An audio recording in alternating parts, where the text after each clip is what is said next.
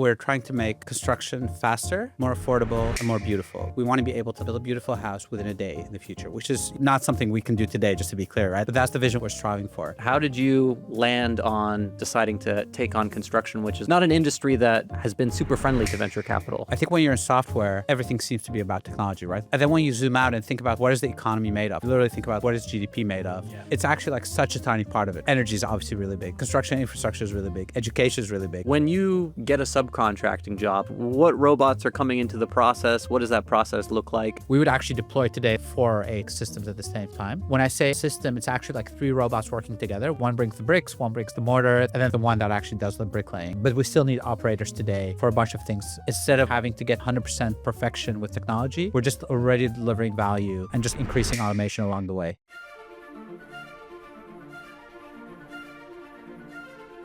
Hey, I'm Mario, and this is the Generalist Podcast. As the saying goes, the future is already here. It's just not evenly distributed. Each week, I sit down with the founders, investors, and visionaries who are living in the future to help you see what's coming next and understand it more clearly. Today, I'm speaking with Salar al Khafaji, the CEO and founder of Monumental. Monumental builds robots to assemble buildings, starting with its autonomous bricklaying system.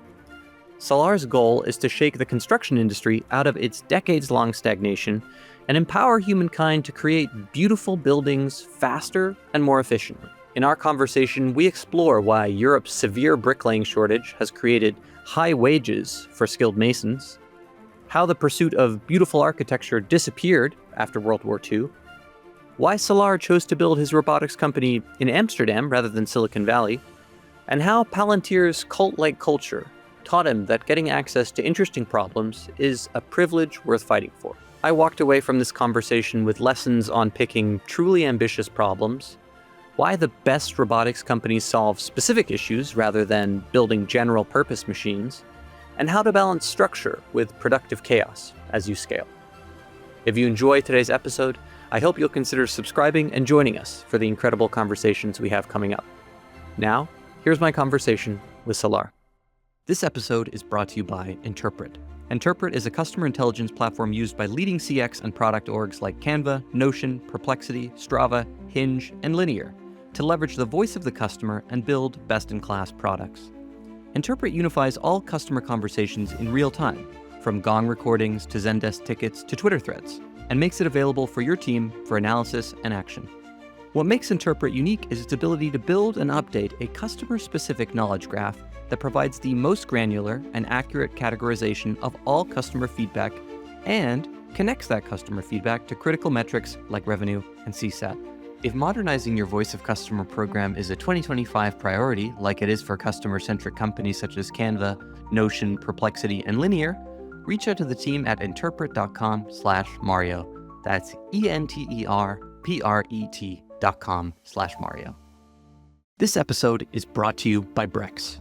Fred Adler, the influential venture capitalist of the 1970s, was known for displaying decorative pillows in his office that featured a signature business philosophy: corporate happiness is positive cash flow.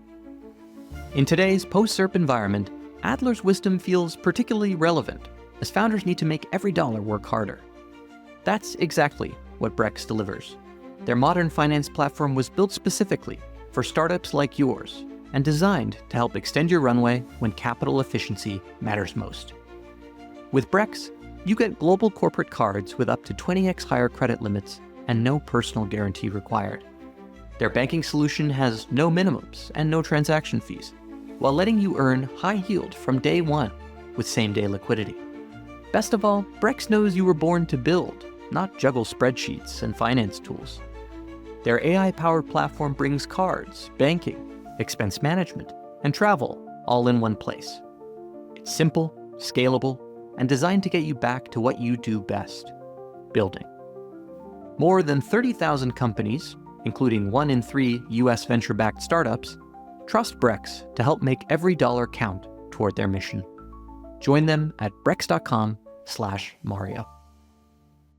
I'm so glad to have you on the podcast. I feel like a lot of times I have folks on who I'm meeting for the first time, but you and I, Salar, know each other quite well. Dare I say we are even friends. Yeah, absolutely. I'm so happy to be able to do this with you. Amazing. Well, I've looked forward to it a lot because I think you're building one of the most interesting companies in Europe and beyond. And today we'll talk a lot about Monumental, your company, building in Europe, and the pursuit of beauty that you are undertaking with your business. Maybe to start, you can tell us a little bit about what Monumental is and what you're trying to do. Yeah. So what we're trying to do with Monumental is we're trying to make construction faster, more affordable, and more beautiful, right? And we're doing it by making autonomous construction robots. That's kind of like the approach to get there.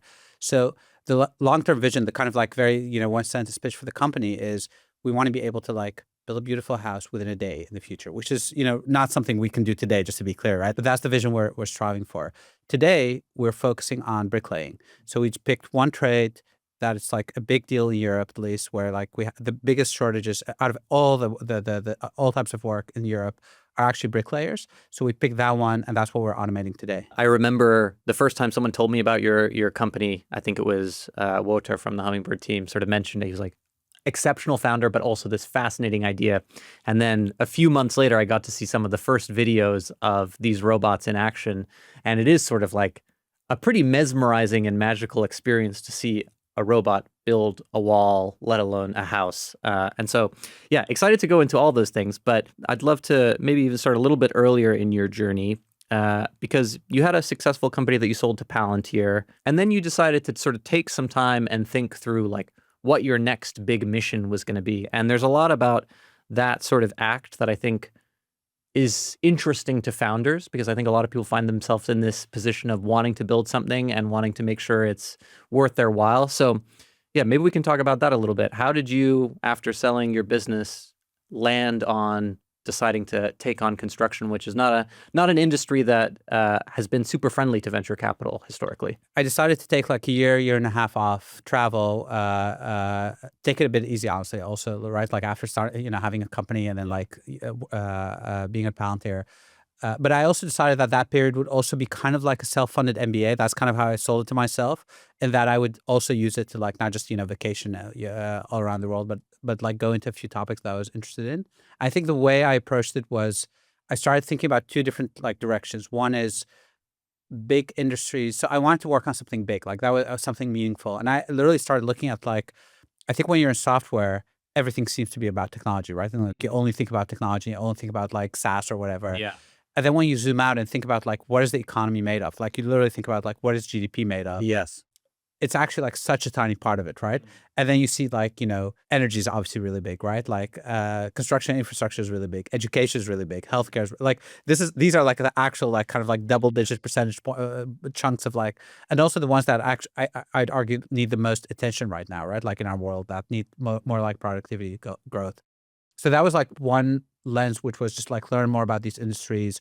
Why is technology not working there? Or like why are different companies, why is it hard to start a company in those industries? And then the other approach was just try to learn more about like different technologies, different like things that were happening, right? Like when you're building a startup or when you're at a company, at a big tech company, crypto was a big thing back then, and I was like, I knew some things about it, but it was like, I'd like to learn more about it. I wasn't like deeply into it, but it was just something I wanted to like learn a bit more about. Same about biotech. I had like a couple of friends who were like really getting into like from software getting into biotech. And I was like, maybe, at least I want to learn a bit more about it. And then third one, which is obviously like very relevant for what I ended up doing, was I knew some things about like machine learning from a data science perspective, which is very different from like autonomy, like what Waymo was doing. So I was like, I need to learn more about that. Like that was really interesting to me. And so I think there was like, those were like the two kind of like axes that I was like exploring. This is maybe too practical a question, but I think there are a lot of would-be entrepreneurs that sort of find themselves in this interim period. And so maybe I'm being a little practical here, but like, how did you tangibly sort of structure your time? Did you sort of think of it like chapters where you're like, okay, now for this month, I'm going to, really go down the biotech rabbit hole and try and play with ideas as part of that? Or was it more just like following your curiosity from, more moment to moment or day to day? I would argue it was not super structured, but I think I'm pretty good at going deep into like topics. So once you pick up like 2 books, you're just going to read the book. I'm not going to like go through like 8 books at the same time. So you just like pick up 2 books. I try to like get intros through people I knew, like founders or like people. So I wouldn't just like get passive information, but I tried to help, like not really consult, but like try to help a few founders on the side, just see if I could just like to get some practical experience, like talk to people that were in the industry in some cases. So I think it was like a mix of those things. And then on a very practical level, I think I was just like trying to do things like where every day I was like spending maybe 2-3 hours on like, let's call it like, learning stuff. And then maybe taking it easy the rest of the day. And then if it like rabbit hole into like spending the whole day into a topic, that was also fine. Was it difficult to like manage your mindset during that, or was it enough sort of break time that you were sort of also, you just come off of selling silk that you were sort of like, it's okay for me to take it easy? Or did you feel like some sort of pressure to find this next thing? Like I imagine it's difficult to be in that position of uncertainty for a long period of time. Yeah. So a friend of mine actually told me something that was really good, which was when I started this trip or around the time I left Palantir, which was, in his view, the biggest mistake that founders would make after like their, when they were like basically in that position, is to basically start doing this and then 3 months later get bored. And then like somewhere between 3 and 6 months, basically pick whatever the best idea is at that point in their mind and start that company. And that was, in his view, like a huge mistake, because in general, you basically are still in most cases, you probably will end up with a mediocre idea, right? And now you're stuck with it for like 5 to 10 years again, especially if you're like building out a team, raising money, doing that stuff. So his advice was basically, if you find something you're excited about in like 3 to 6 months, or you find yourself being bored, try to like hold on for like at least another like half year and see if you're still excited about it, because that's like such a worthwhile investment. I think most founders would probably like find themselves getting bored or like wanting to start, going back into like kind of action mode again. I did feel that it's not like pressure, but you do get like the feeling like getting excited to like start a company again. Yes. I think, I've heard some investors talk about, the antsiness you can get when maybe you haven't done a deal for a while and you need to just wait for great. And I think that same sort of principle, although it's a bit of a bumper sticker, I think really applies to that period of time, because there are so many ideas that you could possibly come up with, and there's this need to resolve the uncertainty in some respect that you just sort of jump at something. But you, I think, especially held out for something that was like extremely high ambition, right? Which is building houses with robots and like revitalizing an industry that had really hit a crazy amount of stagnation. Actually, maybe we can talk about that next. Like, when was it that you started to realize the scale of the problem in construction specifically, and start to think about like, actually there's something to be done here that could be turned into a business? So I think the problem I've been obsessed about for a long time, like before this whole, like before starting to think about like what would my next company be, I think it was just like, it felt just like, how do you even start thinking about it? So I have like different ways to think about this, but the visceral way is just like you walk around like, we're in London right now, right? Like a nice European city, or like old parts of the US, like downtown New York or something like that. And you're like, why don't we build this stuff anymore, right? Like I just like, it's impossible for me to be in a place like that and now wonder like, why are we not getting better at building this stuff instead of worse? And so, and then there's obviously like all the productivity metrics, and you can look at, endless like numbers to see like the raw data behind this. So I think that's been clear for a long time to me. I think what is interesting for someone like me is, even when I was thinking about construction initially, my initial thoughts were, what can I do with software, right? Yeah. So what kind of like company could you start? Like whatever, some like productivity app for construction businesses, like that kind of stuff, like maybe some project management app to like. And then I think if you're brutally honest with yourself, you discover that it's really unlikely to make a dent, right? Like maybe you're going to make these companies, whatever, like 0.5% more productive at best. Yes. But like if you zoom out, it's like impossible. And you really need to like solve the really hard problem, which is doing the work. And then once you start thinking about doing the work, you're like, I need to physically move like, things around to make, to build a building. And that's a really kind of scary leap to make. And then once you go into that, you basically have to think about things like factories, prefab modules, or robotics, right? Like you end up with like a few directions that, and they're all kind of like big leaps from just like starting a software business. So I think that's like the big kind of leap of like, can I do this or should I do this, that you have to make at that point. Yeah, and your prior business was like more pure software, right? Like 100% That was just silk. like a B2B SaaS company, Yes. just to be clear. Yeah. So tell me like about that scary feeling, because I think that's kind of interesting. Like, what was that like to be like, hey, I'm actually thinking I might not be a guy who's going to build another B2B SaaS product. I'm going to try and move bricks around and figure out, Yeah, how to build beautiful buildings. Like, did that feel like you had to sort of almost rearrange your conception of yourself or what it meant to found a company? I think for me, it was like two things. One is I think I was comfortable with being the kind of founder that would do this. Like I never thought of myself as like a software only founder. But obviously, you start thinking about like, do I have the skills or what do I need to learn basically to be able to pull this off? Obviously, everyone will immediately tell you like, don't. Every VC friend, every founder friend is going to be like, don't do hardware, don't do robotics. I think actually the same friend I talked about, he also told me like, friends don't let friends start hardware companies. So that was the kind of advice that I got back then. And then I think the other part, which I think is interesting, is I wasn't sure even if this idea was like a good one, if I would be able to like properly like fund it, Yes.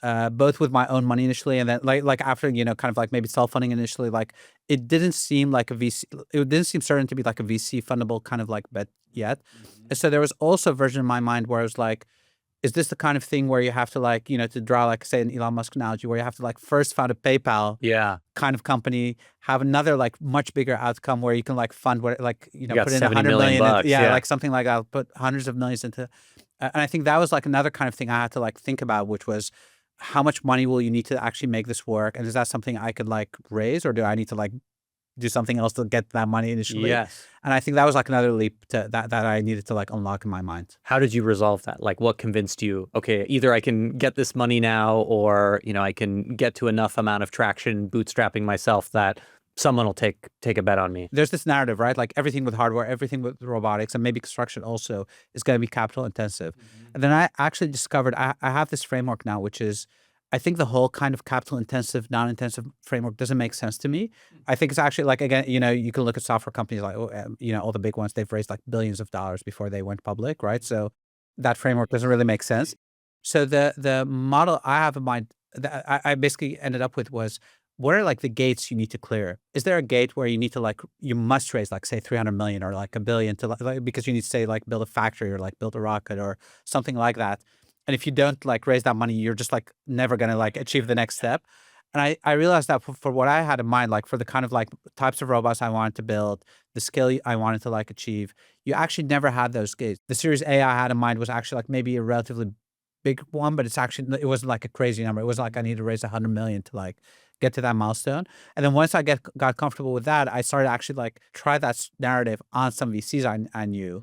And I could see that actually resonated with them. Like if you actually explain to them like what your capital needs are going to be like, why you think this would work, why this would actually perform like a software business with maybe software kind of dynamics, you could kind of tell that maybe this is actually going to work. And maybe I'll be able to like, raise funding similar to like a software company. So you'd really thought through like hurdle after hurdle in a way, like the company journey, such that you were like, okay, like here's this set of risks that I can sort of try and address at seed, Series A, B, so on. And obviously knowing some amount of it will change, but you had done a little bit of that mapping. Yeah, definitely. I mean, I think like if you want to think about like hardware, robotics, something kind of like unusual, especially like when I was thinking about this like 5 years ago, this was pre like the whole kind of like American dynamism, hard tech renaissance. Like it was still kind of nascent.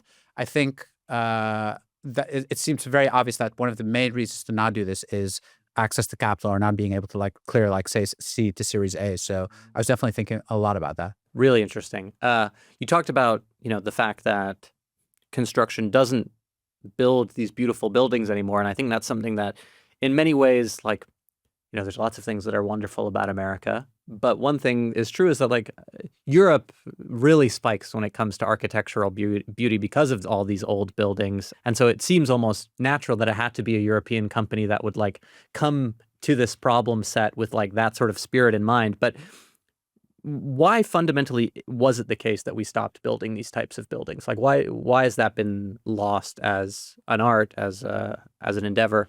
Honestly, I think this is like a big open question. I don't have the answer. I've tried to read a lot about this. It seems somehow it's all, it all happened after World War II, right?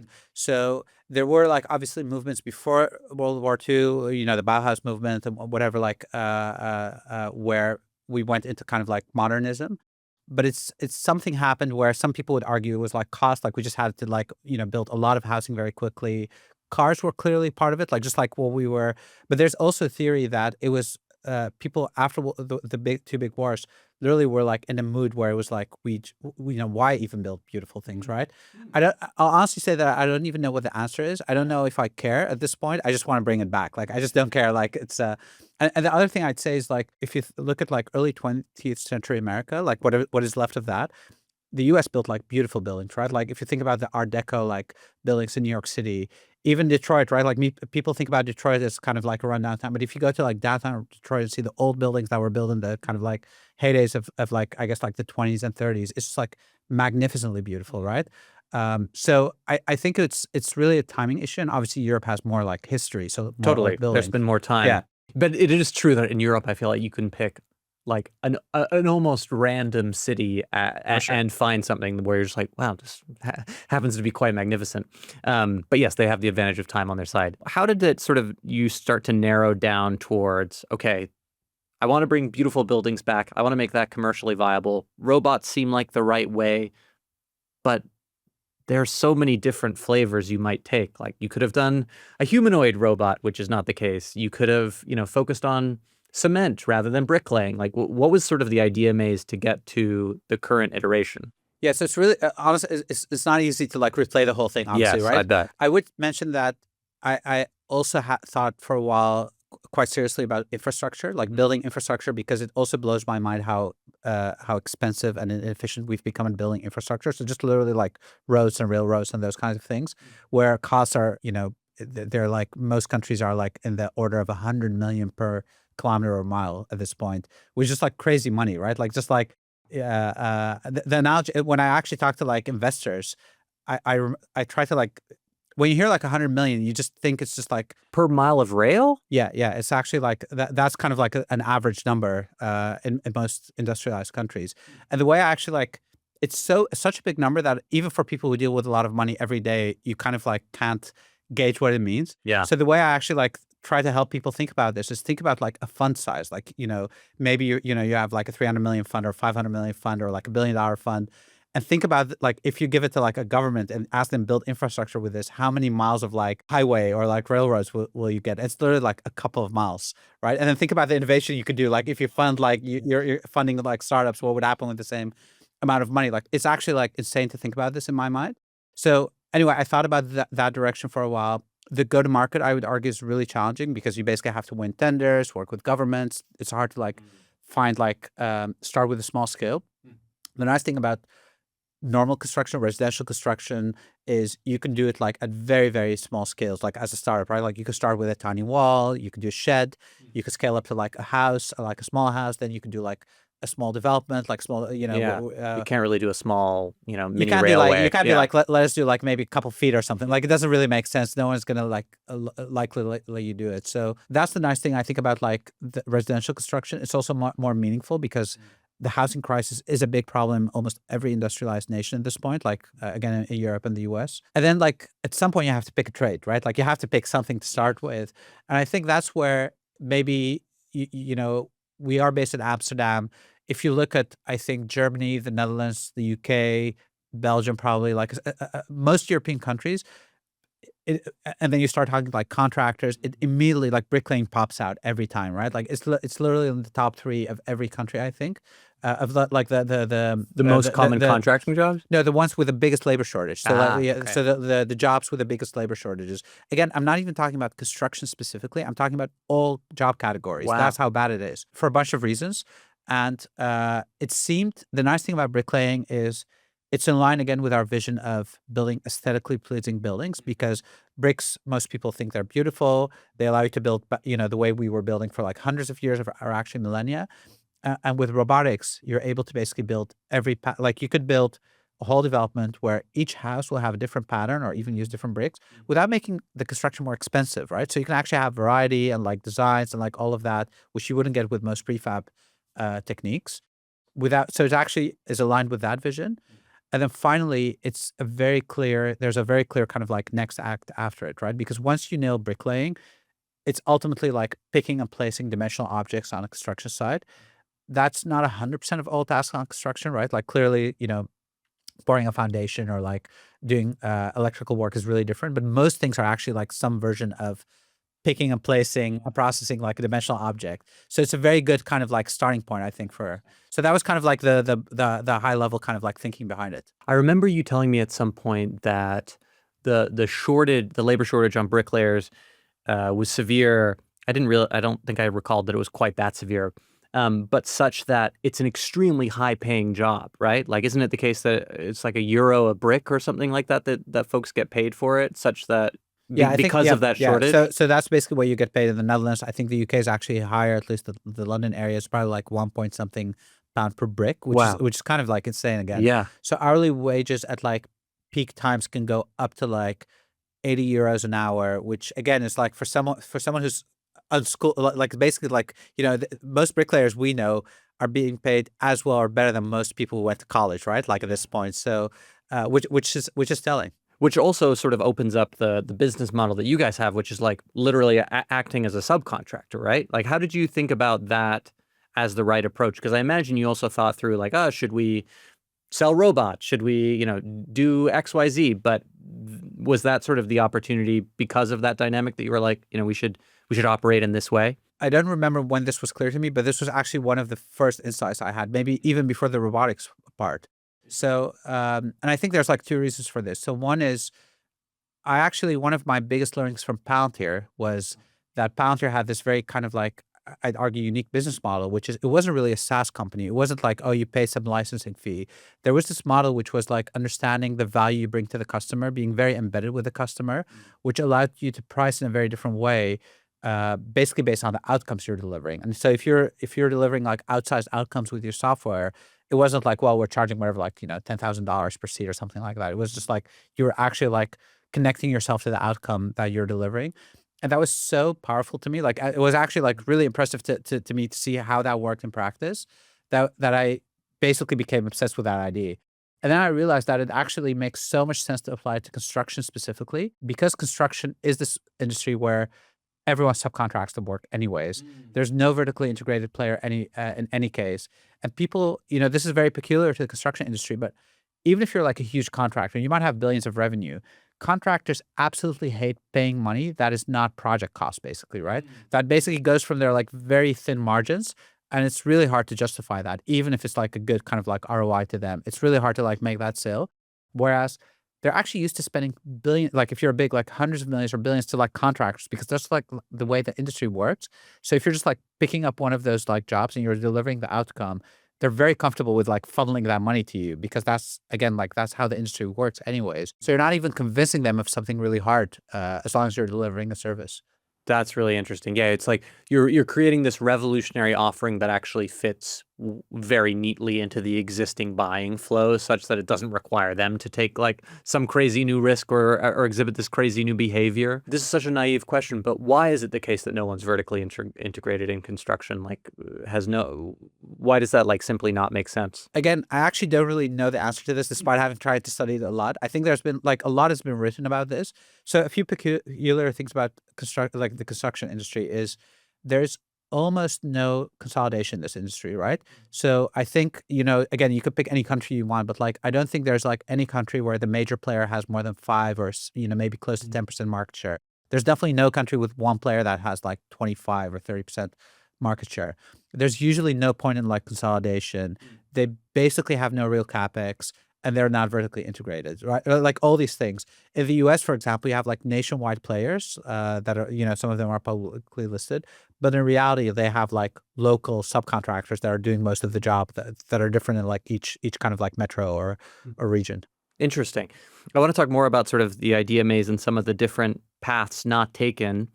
At the time that you were starting Monumental, you'll remember better than me, but from my vantage, I was starting in VC at the time. The businesses that I saw trying to address part of this problem were like some version of prefabs, right? Like, very modularized houses that you could sort of put together almost like Lego blocks. That was sort of one approach. And then the other sort of thing you would see every once in a while were like 3D printed houses. There's obviously an aesthetic reason why that didn't appeal to you, because you don't get the sort of real classical beauty of brick and stone.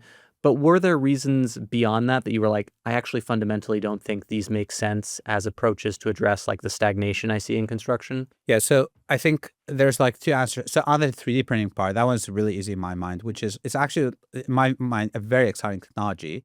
But I think it's, you have to take a realistic view to like, how the market's going to develop. It's a really conservative market. And so again, like it's so unlikely that you're going to get to see like double-digit percentage point changes in like the way we do construction, right? Like think about, I'll give you a very simple example, right? People have tried to do bricklaying robots before. I think everyone that has tried to do this before has made custom mortar because it's more like it's easier to extrude basically to Interesting. custom mortar. We decided against that. Just like that tiny change, like it doesn't even look different, right? But like that simple change is so important. As soon as you change anything in construction, my analogy is basically that you're doing enterprise sales where you have like all these stakeholders, but every stakeholder is actually like different every time. So you're not even like, so imagine if you would be selling to like a big company where you have to convince like the CEO, the CIO, whatever, like legal, procurement. And then the next week it's going to be a different group of people again. And the next week it's going to be a different one again. So any change you make, you have to like convince the developer, the general contractor, maybe the subcontractor you work with, local regulators, right? Like construction is heavily regulated, like especially materials, right? Like is it fire, structural integrity, right? And every market you enter, you have to do this again. And every like, and who's going to bet on this, right? Like the building has to stand for at least like 50, maybe 100 years. Are they going to bet on your new technology or materials? So I basically took a very conservative approach here, whereas like we're not changing anything in the supply chain, like anything, which actually makes it a harder engineering problem. But I think that is actually like, the price to pay to be able to like enter this market and like potentially become really big. I think on the prefab side, it's a more nuanced take, which is when I was at Palantir, I actually saw some really big factories, including car manufacturing, like an Airbus. And I actually got like kind of like real inside access into them, which was really exciting. And I realized how insane their scale was, but also how important it was for them to like have a huge kind of like footprint in the sense of like the market they serve. I don't think there's any prefab modular factory that can claim that they, even like long term, that they will be able to like serve an entire continent, like all of the US or all of Europe, right? Like most of them, are literally doing like 100-mile area around where they are. And in my view, that actually gives you the worst of all worlds, which is you're always going to achieve subscale, and right, like as a factory, like you can actually serve like a big market. And then at the same time, you get all the downsides of having a factory, like the cost of retooling if you want to change everything, the capex of setting it up. So it sounds like to me, it just seems like a kind of bad setup. And by the way, one interesting data point that, from what I could gather, is even in China, which has really nailed prefab, by the way. Yeah. It's actually not cheaper to do prefab. So it's faster for them, but it's not cheaper. How can it be faster but not cheaper? Because prefab, in a way, the word fab implies fabricate. Like I think people think of factories. In reality, most of prefab is you just have a bunch of dudes in a shed working, right? Like it's actually not like automated. Like in almost all cases, there's maybe like a cleaner production line. There's maybe slightly more process. It's in a building that's like air conditioned or whatever. So like it's less, you're less dependent on the weather. But it's not like that much more productive. And then however, you actually have to like have do bulk transport. You need like very big equipment to like actually move this, like cranes and stuff like that on site, to then like move the parts together. So you actually trade off a lot of like things for more cost in many cases to make it work. So you're basically just shifting the cost from one place to another, essentially. Exactly. And there are cases where, by the way, it does make sense, right? Again, if you're trying to compress time on like your construction side, for example, weather reasons or disruption, to minimize disruption, it can make sense. Really interesting.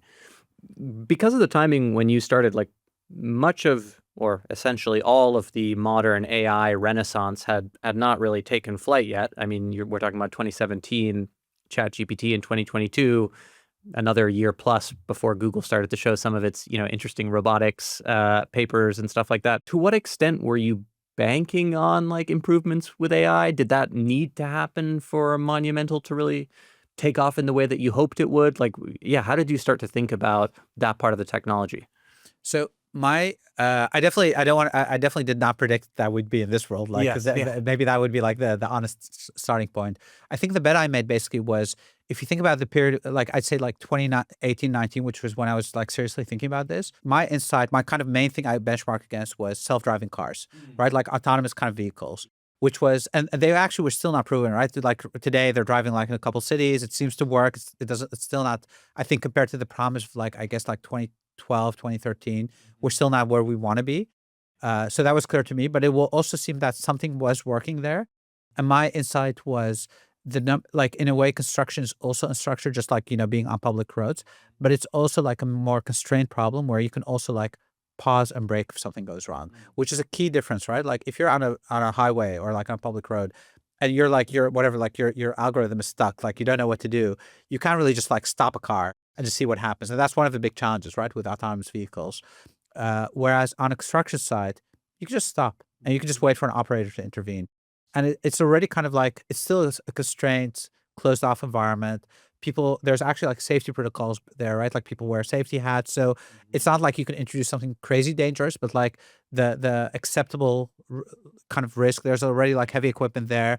So my bet was basically autonomous technology doesn't have to get much better compared to where it was at that point for this to work. At the same time, I did make a bet, which definitely turned out to be true, which was sensors and like all the kind of hardware will definitely come down in price, right? Which was already happening, right? So like, I think, I don't remember, like the initial LiDARs that Waymo used probably were like, I think hundreds of thousands. And then they were already getting to like, I think sub 10,000, but still like thousand. But like, it was clear that different, cameras, IMUs, computers, obviously like all of that was just like plummeting in price. So I think that was maybe the more obvious bet I was like looking at. Really interesting. You mentioned Palantir, and we've talked in a little bit before about some of the lessons from Palantir. You talked about this deployment model. One of the things that I loved hearing from you is that and Trey Stevens from Andrew also said this, that one of their recommended books is this like very obscure book on sort of improvisational theater called Impro. I wonder, like, if you can tell me like what some of the unusual parts of the Palantir culture that maybe you've picked up on or tried to bring with you to Monumental from that vantage. I thought I took culture seriously before Palantir, and then because of Palantir, I was like, I didn't at all. Like, I think that's maybe the most important takeaway I would get. I think people used to say, I mean, it's been years now, right? But like used to say that Palantir was almost like a cult at some point, right? Which I actually think there's like by design, right? Yeah. And I think that was actually like, I was so impressed to see what that actually meant in practice. There's also this saying, which is like culture eats strategy for breakfast, which is meaningless when you just hear, like, it's just like, Yeah. And I think I really saw what that meant in practice, right? On a micro and a macro level, right? So you get all these like young graduates coming into a company, they hear these like stories, these phrases, these books, like all these things are kind of like repeated in a very, like, it seems kind of in a very natural way, but there's like clearly like some logic behind it.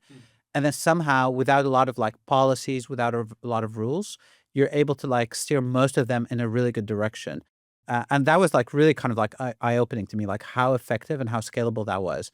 And that also allowed the company, like Palantir, to be kind of almost an anarchy in many ways. I think most people, again, I'm talking about like the period of like 2016 to 18, maybe 19. So this is pre-IPO, to be clear. There were no performance reviews. There was like no travel policy. Like people just like people just had, and it was like, how does this even work with like 2,000, 2,200 employees? But it actually worked. And it was really, really kind of like impressive to me to see like how effective that model was.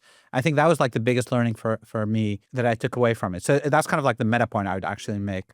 I think the other point that was really interesting to me, also related to what we're doing, which is everyone focuses on the forward deployed model, which is, obviously like a key innovation of Palantir. But I think one of the things that was said a lot internally was it's actually a privilege to get access to interesting problems. And I really love that framing, right? So like, one way you can think about this is just like in your normal life or like whatever, you might be like, oh, whatever, like the government is doing, like there's this stupid thing, whatever, you're standing in line at the DMV or like something like that. It's like, and then you're like, I know how to solve this.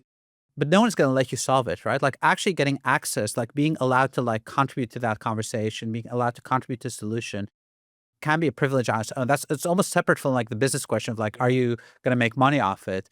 And I really love that framing, which was Palantir was a unique company in that, or is a unique company in that it got access to like interesting government problems in the time that most startups or technology companies didn't, right? Or like access to like interesting problems to like big industrial conglomerates.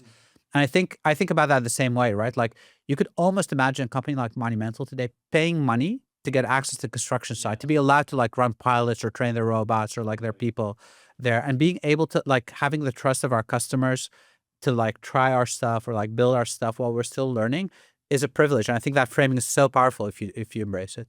Did it change your relationship with ambition, being at a company like Palantir, or do you think you always were sort of ready after Silk to do something a couple orders of magnitude bigger? Yeah, I would honestly argue that I think I'm a high ambition person. Like I don't think that changed because of Palantir. Yeah, got it. We're talking about Impro and sort of the reading list at Palantir, and also, the sense that this is a cult or a religion of some kind. Durkheim has this concept of the ingredients that make up a religion, and one of them is that every religion has sort of sacred objects, which I sort of think of these reading lists as examples of in a sense.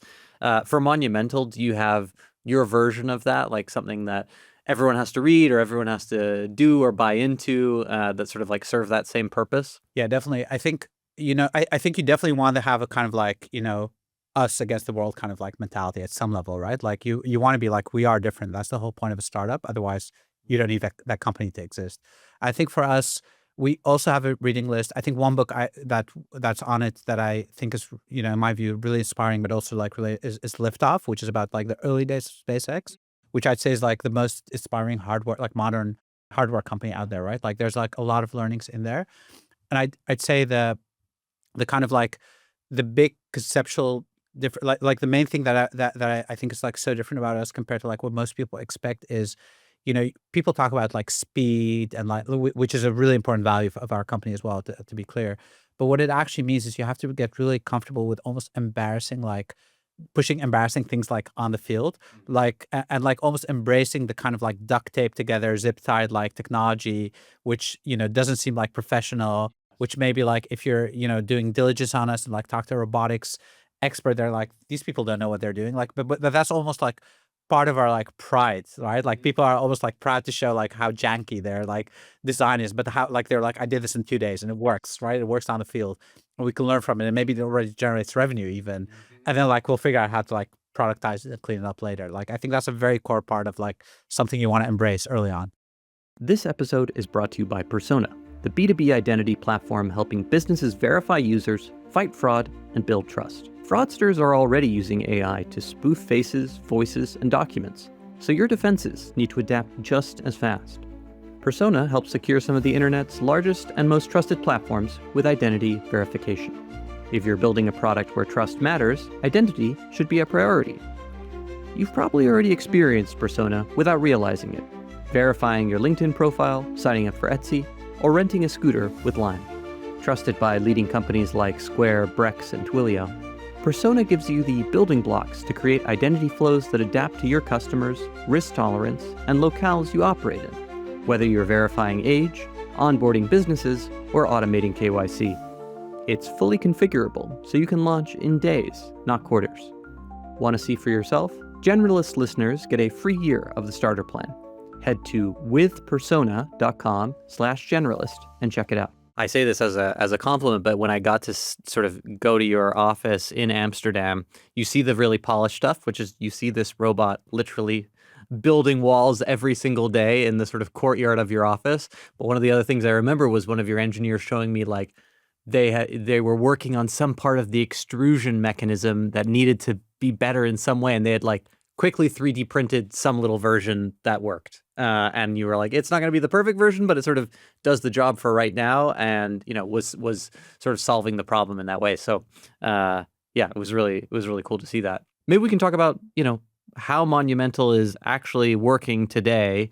When you get a subcontracting job, like what does that look like from sort of start to finish? What robots are coming into the process? What does that process look like? Yeah, so we get a project. We reviewed. We don't say yes to everything, right? There's a lot like, startups have like an ideal. Most startups would have like an ideal customer profile, I guess. We have like an ideal kind of project profile, right? Like, what does a good project look like for us right now, given the opportunity cost? But once like it's past that pipeline, we basically today we decide on the number of robots it needs, right? Which is mostly related to like the number of bricks that need to be laid in a week, for example, right? That's kind of like the cadence of most contractors, like some weekly planning. What's the robot per week brick output in a project roughly? Like if you're doing that calculation. So so we have like a target, and then there's like the reality, which is Yeah. like I think the big kind of like thing we're working on today. But the target is for that to be kind of like per robot system basically is to be in the thousands per week, right? Like in the that's kind of like, so basically on par or better than a mason. That's kind of like the way to think about it. That most projects would have like 4 to 8 masons. At least this is like, I'm talking about like Dutch scale projects. So we would actually deploy today like something like 4 or 8 like systems at the same time. When I say a system, it's actually like 3 robots working together, which is actually one of the mesmerizing thing you were talking about, right? Because seeing robots work together for some reason looks like, I don't know, there's like the orchestration looks really nice. So we have 2 that do the supply chain basically, right? Like one brings the bricks, one brings the mortar, it keeps it agitated, like mixes it. And then there's like the one that actually does the bricklaying, and they all work in tandem together to like build a wall. We have operators that work with that we send with the robots. They're part of basically the product we're selling to like the contractors, and they drive the robots to site. They drive them like to the wall. But then once they're at the wall, they become autonomous. So they drive like they can drive alongside the wall. They know where to go. They know I need to skip this part because there's like a door frame. So I'm gonna whatever like move another like meter to the left or something like that. Like that is all kind of like the autonomy part. But we still need operators today for a bunch of things and edge cases. And that I think I'd argue again is like a key part of our model, which is instead of like having to get to like 100% perfection with technology, we're just already delivering value and just like increasing automation along the way. And it's really cool to see these robots in action and to see the output that they create, because they are capable of creating, brick walls of different patterns, for example. How complex is it to actually sort of like create a robot and a system that is capable of, putting together these different patterns with the level of precision that is needed? Because that was actually another thing that surprised me. You sort of think of laying bricks as like perhaps something that wouldn't be hyper high precision, but when you're actually taking on a job as a subcontractor, like folks are really exacting about like this amount of, extrusion with this pattern, so on and so forth, really down to like a millimeter level. Yeah, so this is honestly one of the surprises to me as well in this industry, which is there's a part of the industry where they really don't care about tolerances, and it's like it's we go to construction sites. It's actually one of the advantages of our technology is you're unlike say like if you work with say like a prefab component, you design it to like some size, and then in many cases it actually does not fit because say the distance between the 2 window frames was not what was like according to the drawing, and there's like a centimeter level difference. And that's accepted. Like that's totally accepted in construction. No one seems to care. It's not noticeable, right? So there's a version of this where people don't care about tolerances. You can be off by like a centimeter or 2 and like it's fine, right? Like you're still going to buy the house. Like you don't really care about the exact distance between them. But then as an example, like to take that if the alignment between the top of the window frames is off by 2 centimeters, you will notice and it looks ugly and it doesn't look good, right? So like there are some things that matter a lot and some things that don't matter at all. I think with bricks, there are some things that you don't notice. You could be again off by like multiple millimeters and you don't notice. But one simple thing that we discovered basically is if your brick is rotated by just like 0.1 degree, it's so noticeable to the human eye. Like it's immediately noticeable, and like it creates shadows, and it's like it seems like a horror, like just like it sticks out, and that's like a very subtle thing that you really need to get on top of if you want to like get to the same quality as a mason. Wow, that's super interesting. What have been the other sort of maybe surprising challenges that, when you were thinking about this back in 2018, 2019, you maybe didn't have on your radar of like, this is actually a really hard part of this problem? I think, you start thinking about this from a technology perspective. Obviously, we were from day one, I think our whole company like, is outcome kind of obsessed. So we were thinking not just about the robots, but the end result, the walls we're delivering, the buildings we're delivering. I think the part that I completely underestimated is the importance of the human part here, right? So if you think about how does a general contractor decide if their subcontractor is good or bad? Obviously, a big part is just like the end product results, right? Like, are you building a proper wall? Are you doing a good job? But a huge part is actually just like their opinion of your people. Like, how do they behave on a construction side? And that's also true for us. Despite being a robotics company, the general contractor just looks at our people and just decides, their opinion of us is a big part of just like, if our guys are late, if they leave a mess on site, which happened a lot in the early days, right? Like literally coffee cups, just like leaving them on the ground. Like you'd think that those things don't matter, but they matter a lot to their opinion of us, like as a company, like the product we're Yeah. delivering. And it's actually like something we never thought about initially. I think it's not like our natural kind of strength to like, build that kind of discipline in a team. And that's been like probably the biggest surprise and also like one of the harder things to get right. What's the sort of state of play for Monumental today? Like, how many houses have you built? What have sort of been the most challenging builds? I remember you guys talking about doing like a quay wall at one point on all these sort of things. But to give listeners sort of an understanding, like, yeah, where are things right now? Yeah, so let me give you like a mini timeline. So I think like 2 years ago, we probably did our first. Our company exists for like less than 4 years right now, right? So we did our first like successful build, like tiny wall, just like that. That still stands. I think 2.5 years ago now. I think we started doing like more bigger and bigger pieces since then. Last year we started doing, so this like 2024, we started doing like entire walls, almost like multiple facades, but still hadn't completed like a full house, like all sides of a house, including corners. We started doing more and more, but like nothing was like done. Since the start of this year, we have finished, I think, like 34 full houses, which is like really kind of gratifying, right? We actually have photos now of like the first houses we started to deliver, like the brickwork, to be clear, right? The brickwork of the house is like in January, February. People started to move in this summer, which is like really nice to see people actually like, families coming into their house that we partially built. We built we started building much higher as kind of R&D project, but we built like a 12-meter tall wall for a hotel building. And then actually like more canal walls, which I also love for some reason. It's like a very Dutch thing. Something pretty But there's amazing. something like very, very amazing about that. Also because their life cycle tends to be in centuries. Like they get like, I guess like renovated or like redone every like 200 or 300 years. So there's something really magical, honestly, about building something that is going to be there for like at least, maybe, like for 200, 300 years, right? Like your great grandchildren might see it or something like that. Yeah. There's something very special about that to me. It's interesting. I spend a tiny fraction of the time thinking about this than of course you do. But I remember just visiting your office and the feeling afterwards of you find yourself just absolutely mesmerized with brickwork. You're like, oh my gosh, it's incredible to to see how that came together. And you start to think about these things in a totally different way when you are seeing it happen. In the way that Monumental does it. How have you thought through like what comes next? Because right now you're doing the brickwork. Obviously, that's a very important part of building a house, but it's not sort of completing it all together. Like, how do you think about the staging of what comes next? Yeah, so I think there's like probably like three axes you want to consider, right? Like I think this is kind of a generic framework that you could apply to many things, right? So one is like you don't want to start from scratch with your technology, right? Like you want to use as much of the kind of like unique technology you built up and reuse it. So from that perspective, like doing any kind of dimensional pick and place type of task makes a lot of sense, right? Versus like say going into plumbing or which is completely different, right? So that's like very obvious.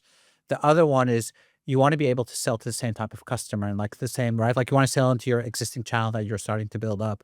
So, we could easily do like say cobblestone roads, which are very popular in Europe and like a big market, but that's a completely different customer profile, right? Like it doesn't make sense for us to go into that, even though I think it's like kind of like cool thing and our technology would support it.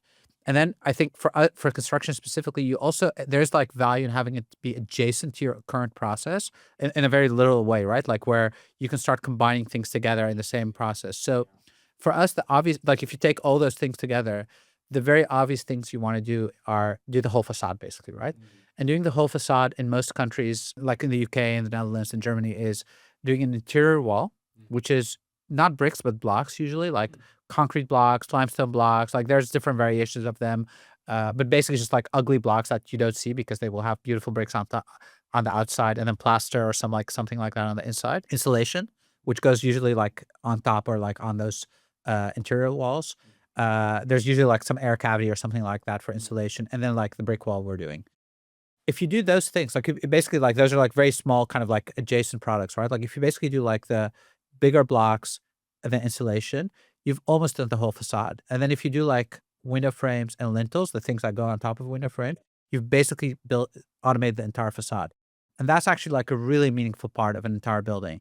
I think that's like the really exciting thing to me. Like it seemed so far away a couple of years ago, and now it's like you can actually think about the roadmap and be like, this is really kind of like we're getting close to that like vision now, which is still not an entire house, but again, doing the facade of an entire house completely automated, which also means that you might be able to remove scaffolding altogether, right? Like it actually allows you to change like a huge part of like the way you do construction. Like that's very kind of exciting to me. In the years since you founded Monumental, we've seen so many different robotics companies come to the fore. There's companies, robotics for fishing, there's robotics for factories, all this sort of stuff. One of the sort of movements has been more of this like humanoid robotic, which you see with 1X and I can't remember Tesla's, Optimus. There we go.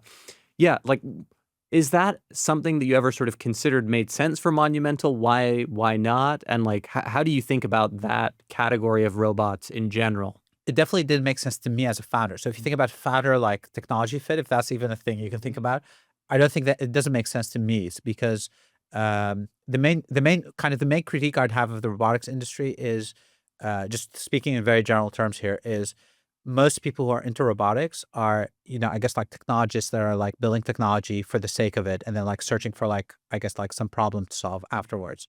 And I'd say that if you start with solving a problem, I don't understand how you'd ever start with a humanoid, right? Like you could start with a subset of a humanoid. You could be like for this problem, like so it could be like bricklaying. You could still start with like a humanoid dish design, and then but you probably don't need like I don't know if you need like all the fingers in the hand, or like if you need like full dexterity like to walk or something like that, right?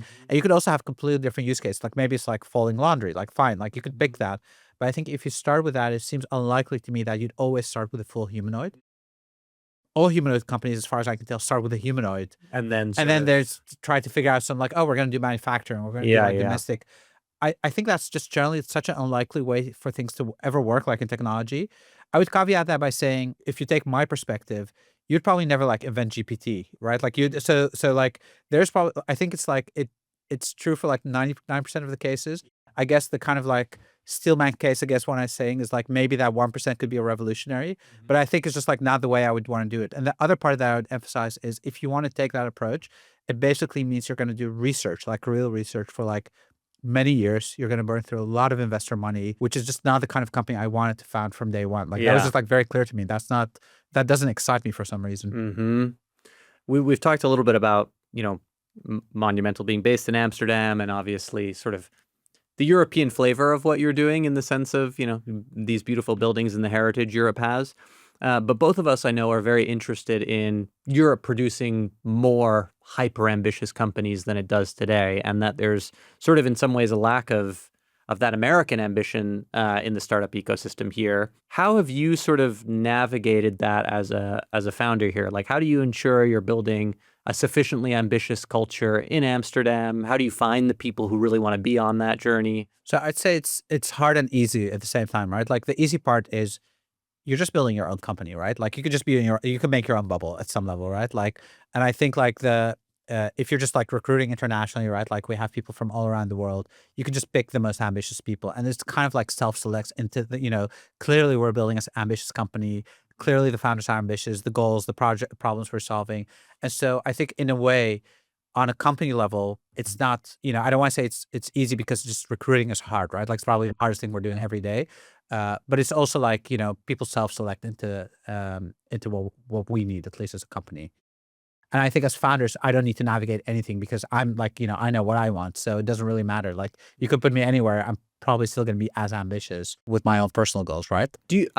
Just to push back on that, and to some extent, I feel like your ambition can be amplified or dampened by the people you're around. And so I imagine it takes extra effort that if you either to find other founders in Amsterdam who you're like, actually, these people want to build $100 billion, $1 trillion businesses also, or to like fight against the culture that is maybe more surrounding you, or the friend set or the peer set that you have who are like, no, look, I love to work in tech, but I also love to clock off at 5, and that's how, I live. I think that's a really good point. I would say, again, this is kind of more of a personal take. I think it's both true and not true. So for me, at least, I would say it wouldn't matter to me what my founder's friend do. Like, for example, I think most of them are not running a hardware company or like, that's fine with me, right? Like whether they're taking it easier, but also maybe they're like, they're like taking off much faster because they have, crazy valuations with their SaaS company. I'm okay with both. Like that doesn't really affect me or my ambition levels. But I think where you're right, for example, is I think if you're like like a hyper ambitious founder, you're based in Europe and you only talk to say like local VCs, like continental European local VCs. I think on a practical level, you will constrain your ambition, right? Like if you can't fundraise, or if they all tell you like whatever, like work towards this exit or try to get this deal or do this corporate partnership, like I could totally see how those kinds of things will affect you. So I think that requires you to both be aware of that, I guess, and like be able to cultivate a network that, doesn't have these kind of like influences. I think that's also true for like the kind of employees, like you could hire probably like ambitious on paper or like at some level employees, especially maybe executives, but they would still like kind of like push you down into like kind of a very like narrow form of ambition, which is not going to be like, the next whatever like $1 trillion company that's going to change the world. I do think that is actually a very good point. Like you do need to filter for that probably. How do you think, because of your time at Palantir, you had sort of already broadened your horizons enough that you sort of understood there were other VCs out there, or knew some of those VCs out there who like were thinking about things at a different scale? Or did you sort of have to proactively do some of that, I don't know, networking for lack of a better term, to broaden your horizons? No, I like one common pattern I see actually, like I think I imagine you've seen this too, is I'd say that probably every really ambitious European founder I know has had some exposure of a couple of years to the US in US companies, right? Whether their first startup got acquired, they were working as whatever, like some role at like but I think that exposure, it seems to be important. I think everyone I know that's doing something really interesting right now in Europe has spent like at least 2 years in like the Bay Area at some point, right? Like, and I think that gives you like that, maybe like that, just like the kind of like cultural baggage that's helpful there, like resets, kind of like recalibrates your ambition levels. Also, like what you could expect maybe from like your team or like, and it naturally just like also helps you build a network, right? Like you probably just know some people there. They will help you with intros. Like I think it's all those things coming together. Do you find that there's sufficient robotics and hardware and software talent in Amsterdam or within Europe for you? Or do you have to end up like, I don't know, having folks come over from the States or having folks come over from Asia? I don't know the percentage, but I think we've like more than half of our team's foreign. So like I don't know the exact, like I can't remember right now which country, but like it's not just like from the US. I think the majority of our team is actually from the UK. Interestingly, we definitely don't only like, we hire globally. We try to find the best people. We're not trying to find like the best Dutch people or anything Yeah. like that, and we're not. It's not even part of our calculus. Like it's like whatever cheaper to not relocate them, or like that's obviously not part of any of our thinking here. I think when people talk about talent, I think one interesting thing that people say to defend Europe, which I partly agree with, is there's enough talent in Europe, which is true, I think, on a skills level, Yep. but it's not true on maybe a cultural or like ambition level in many cases, right? I think the place where I see the biggest difference is the hardware part. So I'd say that a lot of software people in Europe, in Amsterdam or like other European, they've had exposure to startups. So they read Hacker News, they've read some books on startups. Like they know the kind of ecosystem. I think almost every software engineer that I interview, if you talk about whatever like equity, they will ask you, what's your vesting schedule? Like they know something about it, right? And then we interview hardware people from Europe, and they know nothing about this stuff, right? Like they've just not been exposed to it. Because they've been at like Boeing and Rolls-Royce and whatever. Exactly, right? Like they might be like they're excellent, like whatever, mechanical engineers, electrical engineers, and they're like, how does this work? Like just you have to literally explain the basics to them, right? It's obviously equity is an example, right? But it's more like the exposure of like, what is this company going to be like? What is they'll say things like, I'm excited about startups because they're like, I want to work in a small team. And then you're like, but that's not the point, right? Like we want to grow very quickly. It's going to be very chaotic. Like, do you know what you're going to get into? Like, is that a fit for you? And that's actually like, even their conception of like, what is a startup going to be like is not something they're like aware of in many cases from day one. And I think that's kind of like the hard part where you need to do a lot of filtering, selection, or in some cases, just relocation. One thing that I've also seen with a decent number of European companies, which I hope happens less over time, but some of the most ambitious ones, either VCs will be like, hey, we're going to fund you, but you kind of have to move to the US, or they'll sort of decide to do it of their own volition because they want access to a different talent pool or a different capital pool, even more so. Did you ever like think through that for Monumental of like, maybe this company should be an SF company or should be a a Chicago company or whatever it might be? And why was it like the right choice ultimately to say, no, actually, it should be in Amsterdam, it should be a European company, and that's the right way for us to scale? Yeah, so I think I actually definitely considered like basically going back to the US after like because I had spent time there, so it was definitely an option in my mind. And basically, there's my take is basically this: there's like the market and the talent market, like the talent side of it. I basically think that talent in Europe again is fine if you're willing to relocate people. I think there's like also like things that people don't consider when they compare those basically like the US and the most I say like European kind of like talent markets, which is retention in Europe is much better. Like one thing that always shocks me is how quickly people kind of just like move around, even in Yeah. hot companies, right? Like there's a version where you look at like great engineers and they're just like almost like building a portfolio of stock That's options, right? Like every yeah. 2-3 years. And I don't, and you basically never see that in Europe, which is I think a good feature once you get you've hired these people. I think on the market, just like the kind of like BD market side, right?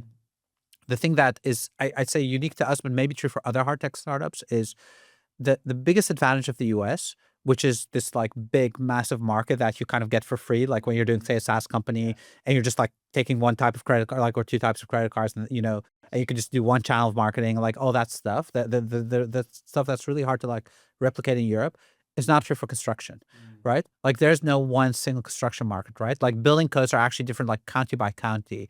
Like state employment laws, like unions are just different in every U.S. state. Obviously, the U.S. is so big that the way construction happens in, an earthquake area like California is completely different from like say in Arizona or like Florida or whatever. So Interesting. it doesn't function as a single market in any way. Whereas in Europe, yeah, like say in the Netherlands, like the density is so insanely high. I don't know if you actually can get a higher density per like whatever metric you want to use, like square kilometer or like hours driven from our headquarters, like from our office, and the number of houses being built per year. Like that number is very, very high in the Netherlands because it's a very dense Yes. country. And that is actually like a big advantage to us. Huh, that's really interesting. Taking sort of Monumental out of it, how do you sort of gauge the state of European tech today? What do you feel like needs to happen for the ecosystem to take the next step? I think it's obviously getting better, right? Like I think there's like a lot of exciting stuff happening in the last couple of years and maybe the last year specifically. Like I think there's like multiple kind of like positive trends. I think the general kind of like challenge. I think you've talked to Torsten, the founder of Helsing, about this at some point. I think there's I'd argue two versions of like the culture and ambition problem, right? Like one is the founder one, which is there are great founders in Europe, but you could still, especially maybe for their like second act or like at some point there's still you could still be more ambitious and we need more of that level of ambition. So I think that's one part of it. And I think the other part is basically like let's call it like the talent pool. So I think we definitely need more people, engineers, whoever like that are willing to take the bet on different startups, that are excited by equity, that are excited by the chaos, and then are not looking for kind of like the normal path of going into like a corporate company or like some consulting group, right? I think just like the concept of joining a startup is already so much more mainstream in the US Yes. versus most of Europe. Like, Yes, definitely true. It feels like that it's still more high status and more common to say like I'm going to go to McKinsey or a bank and rather than say no, like why would I bother? and I think people really underestimate this part actually. Like it's by the way, like it's a big difference within the US, right? Like it's probably like in the Bay Area, it's really easy. And then you go to like, I bet that if you go to like Chicago, it's like a slightly harder, but I think people underestimate how hard it still is to make that kind of like convince people to join startups, like maybe 2 or 4 years out of college, versus like going to like a normal tracked path. Yeah, it would be interesting to compare the numbers of like Stanford versus Harvard versus Oxford versus, some of the great other European universities and, Bocconi or whoever. But then take the other continental European, like the good ones, but they're not like Oxford, and I think you'll get a very steep drop. Yeah, I bet you're totally right. I'm sure someone's done that. I should We should look look that it up. Yeah, we should talk about that. That's really interesting. The other piece on the sort of European founder ambition, it's one, I think, doing some of the work that you actually did after Silk, which was like, okay, things went well last time, but like I want to do something so much bigger this time, which I think is just hard for anyone to do. But two, as you mentioned, Torsten, we co-published this piece together about like a lot of the time a European founder, there seems to be more of a desire to be like, okay, I made it. I got a nice sale off the books. And now I'm sort of going to be an angel investor and relax a little bit and spend half the year in Tuscany rather than going back into the arena, so to speak, and saying like, no, I'm really good at this. I should try and build my next thing. How do you fix that part, do you think? And I guess, do you agree that that part is even a problem? Yeah, I totally agree. I don't actually like, I don't know what, I've never had this desire myself. So let me start. So I don't really know what dynamics kind of like drive it, or like, my sense is that there's some form of a status game here where like kind of peer influence matters, right? So I think basically if you're like in the Bay Area, it seems to me that if you sort of retire, semi-retire, and you're just going to like spend most of your time vacationing or whatever, you're just not going to get invited to like the interesting dinner parties or like the kind of interesting conversations. You're just going to kind of like, I think part of that is also that American friendships are actually driven by work, which a lot of Europeans think is like fake friendship, but it's not. Like, it's a very kind of like inverted way of thinking about like what friendship is probably. And I think like in Europe, it's really easy to basically just like not be relevant from like a professional perspective, still have a really fun life, still go to like interesting dinner parties, surrounded by other people that are kind of like well off or something like that, and then maybe your family. And I think if you would end up with a dynamic where there's like a lot of interesting stuff happening and you're not invited to it, and people are almost, you don't need to be like looked down upon, but like you feel it's just like, oh, I can't contribute anymore. My like whatever $50 million exit is not that impressive Yes. in that peer group. I can't kind of like be part of that anymore. Maybe that changes things, but I'm actually not sure. Yeah, it'll be really interesting. I think to end on an optimistic note, this part of the discussion, you and I have together like talked to really interesting founders from Europe who are building like really ambitious projects across like industrials, energy, defense, and it does feel like that American dynamism movement that is clearly taken hold in the US has really like got a version of it happening in Europe in a way that I think some exciting things are going to come out of it. And so I hope that remains the case. To wrap up, I always like to ask a few philosophical questions. One is, if you had unlimited resources and no operational constraints, what is an experiment you would like to run? I think maybe one of my random crazy ideas, I don't even know if this like makes sense, is I would like to see if you can basically try starting mini societies every decade. So the kind of maybe practical, this is not even really practical, but like my practical version of this is, could you found a small town or city every decade where you specifically ship off, like ship off sounds like you force them, but like, Yeah, I'm like, whoa. where you like let's say like 15 to 25-year-olds build up that new town or like that mini society from scratch. And it could almost like, if you think it through, it could almost be an alternative to like modern education, even if you, and because my sense is that it allows people to build up like a real form of agency, whatever they want to do, whether they want to literally do construction or they want to like set up like a mini kind of, you have to collect taxes and you have to like maybe have like a police force and like do all these things. But I think like if you build up a small society from scratch and let young people kind of like get involved there, I think you let them do non-fake work from an early age. That allows them to build up agency while kind of like building up like tacit knowledge. To me, one of the kind of like biggest mysteries is like, look at the founding fathers of the U.S. I think they're all like in their 20s, right?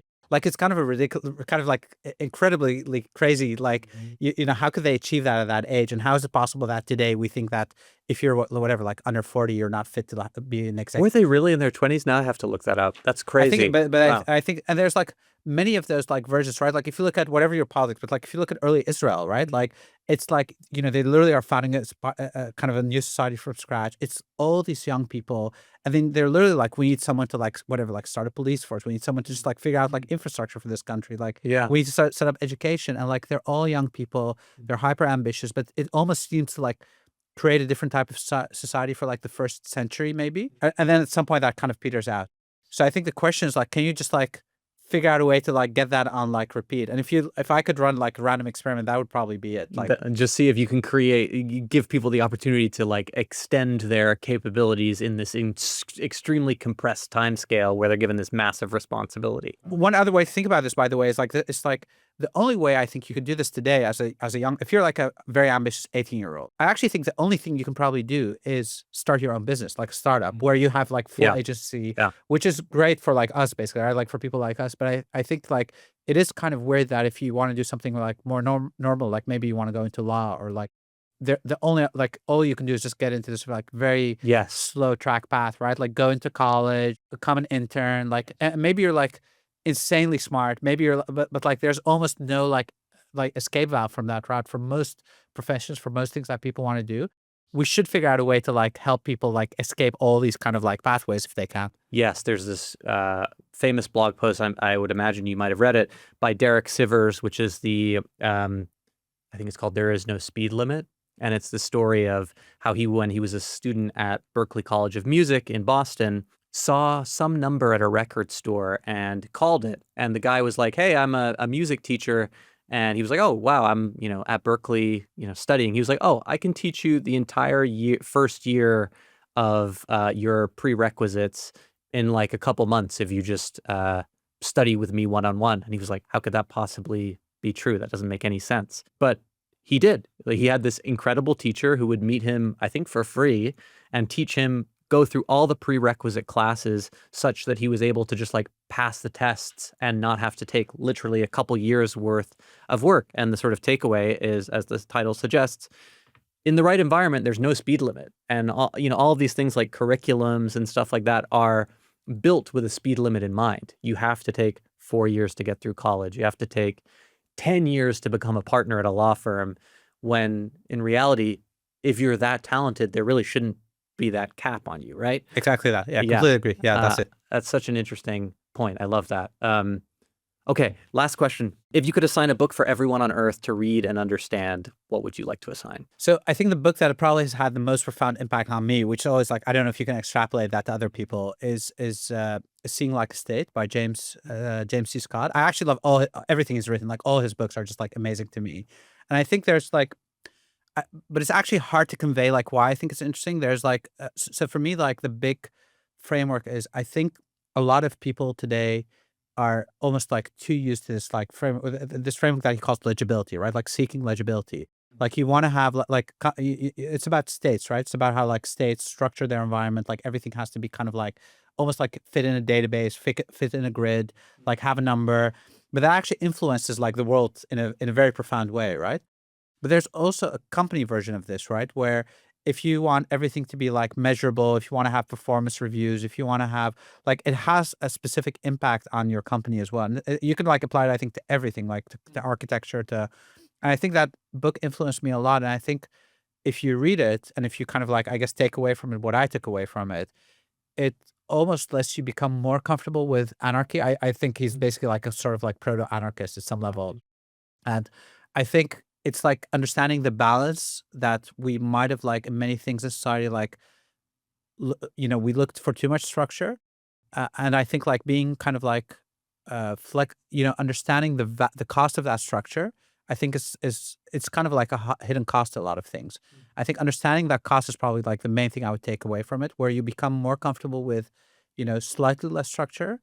And I think, the version that I give to my team, for example, is I think the main reason companies end up with, startups end up with, say, like management layers, middle management, the kind of thing that makes them go corporate, I actually think it comes from the employees, where they start saying things like, oh, like, our comms is a chaos, or like, multiple people are working on the same stuff. We need to make things more efficient. And like, there are these things that are they're actually true, right? Like, those are not like, those things are, but I think it's like understanding the cost of like fixing all of these problems is actually like it has a high cost to it, which is you create these management structures, everything has to fit in a box. You suddenly can't employ these interesting journalists anymore. Now you have to suddenly have like, it's like, this is your role. This is how I'm going to like measure your output. If you're suddenly doing this thing that doesn't fit into that framework, we don't value it anymore. And now we're losing all these like talented people that we had like, that were so important to our success in the first couple of years.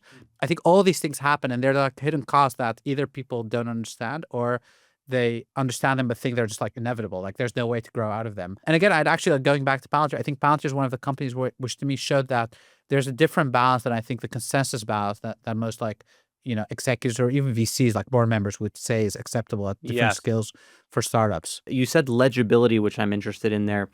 Is the idea that that structure adds legibility, and then by giving that legibility, you sacrifice some of that flexibility, or some, sort of similar synonym there? Or what is the role of legibility in that construction? So the role of legibility is, as soon as you reduce something to some set of numbers, or some set of metrics or some set of like identifiers, you're only going to, at some point, even if you don't want it, you will actually like be forced to look at the world, like look, that becomes your lens to like measure things, right?